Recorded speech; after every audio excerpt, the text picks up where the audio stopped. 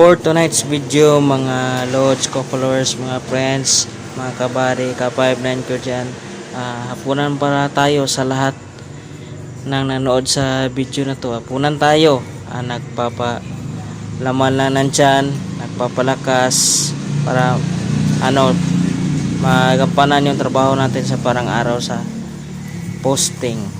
At saka cup noodles yung binili ko kasi wala pa tayong sahod ngayon, kaya ito muna. At saka para makaigop rin tayo ng sabaw at pagpawisan.